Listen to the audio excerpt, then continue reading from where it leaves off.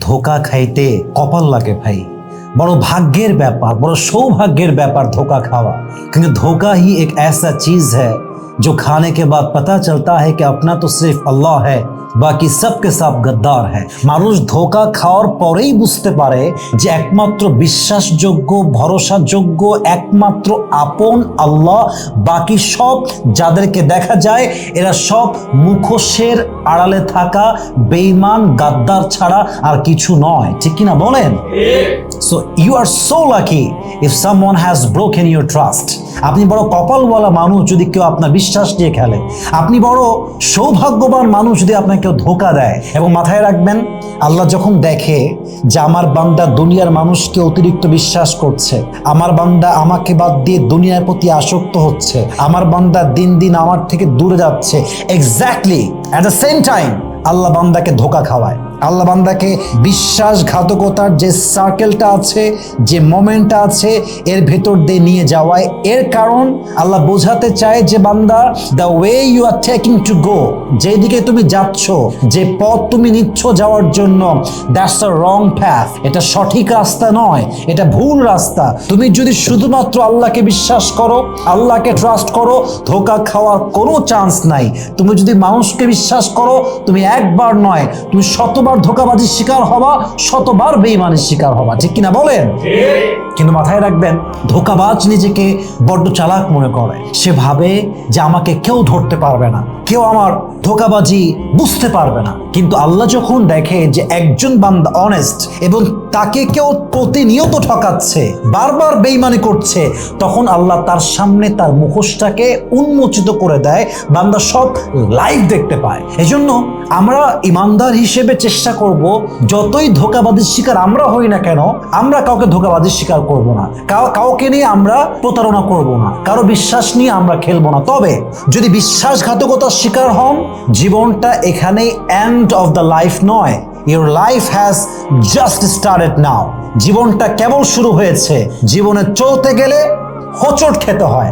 দেখবেন বয়স যখন বেড়ে যায়, বাবা মা আর আমাদেরকে থাপ্পড় মারে না বাচ্চাকালের মতো, কারণ বাবা মা বোঝে ওর যে বয়স হয়েছে, জীবন ওকে যে থাপ্পড়টা মারবে এই বয়সে, আমাদের থাপ্পড় মারার কোনো প্রয়োজন নেই। অতএব দিস ইজ দ্য লেসন, যত ঠকবেন, যত ঠেকবেন, আবার দাঁড়াবেন, যতবার বাধাগ্রস্ত হবেন আবার দাঁড়াবেন, যতক্ষণ পর্যন্ত সফল না হবেন ততক্ষণ পর্যন্ত থেমে যাওয়ার কোনো চান্সই আমাদের কাছে নেই। ঠিক কিনা বলেন? একটা এক্সাম্পল বোঝেন তো, বৃষ্টিকালে কখনো বাইরে বের হয়েছেন আপনারা?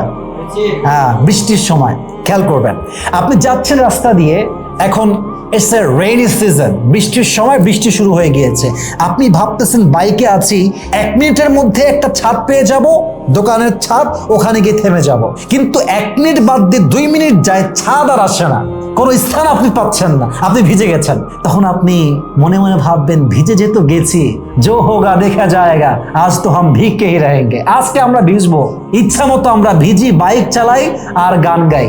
তুঝে দেখা তো ये पहले तो जाना सुना শুরু হয়ে গেল, গান গাইতে গাইতে চলতেছে গাড়ি। আপনি কিন্তু ভিজে গেছেন, তার মানে কি আপনি বুঝে গেছেন যেহেতু ভিজে গেছি, আজকে বৃষ্টির মাইরে বাপ, আজকে যতই ভিজি না কেন, আজকে আমি ভিজতে ভিজতেই বাড়ি যাব। I don't care about the rainy season, বৃষ্টি যতই হোক, I don't care about it. লাইফটা এক্স্যাক্টলি এরকম। আমরা সমস্যায় পড়লে ভেঙে যাওয়ার চেষ্টা করি, আমরা বিশ্বাসঘাতকতার শিকার হলে আমরা জীবনটাকে স্টপ করে দেই। কিন্তু একবার যখন আপনি এটার সাথে ইউজড হয়ে যাবেন, এটাকে ফেস করে ফেলবেন, তখন আপনার চিন্তা কি হবে জানেন? বিশ্বাসঘাতকতার শিকার যেহেতু হয়েছি, হোঁচট যেহেতু খেয়েছি, I don't care about it. যতবার হোঁচট খাবো, যেহেতু খেয়ে গেছি, আজীবন খেতে থাকবো আর দাঁড়াইতে থাকবো, যতক্ষণ পর্যন্ত গন্তব্যে না পৌঁছাবো। আমার থেমে যাওয়ার, টার্ন ব্যাক নেওয়ার কোনো চান্স আমার কাছে নেই। ঠিক কিনা বলেন? This should be your mindset. জীবনে বড় হতে চাইলে এই মাইন্ডসেট রাখতে হবে। অতএব ধোকা খাইলে নিজেকে আপনি কি বলবো, এটাকে আপনি নিজেকে দুর্ভাগা মনে করবেন না, নিজেকে আনলাকি মনে করবেন না, ফরচুনেট ভাববেন। You are fortunate, you are so lucky man. that someone has broken your trust, যতক্ষণ পর্যন্ত মানুষ এই বিশ্বাসঘাতকতার শিকার না হয়, আল্লাহর অস্তিত্বকে সে ফিল করতে পারে না, আল্লাহর বন্ধুত্বকে সে ফিল করতে পারে না। যখন মানুষ বিশ্বাসঘাতকতার শিকার হয়, তখন মানুষ রিয়েলাইজ করতে পারে একমাত্র আল্লাহই বন্ধু, একমাত্র আল্লাহই আপন সত্তা, কেউ থাকবে না, বাট থাকবে একজন, তিনি কে? আল্লাহ। আল্লাহ আমাদের সবাইকে বোঝার তৌফিক দান করুন। সবাই আমিন।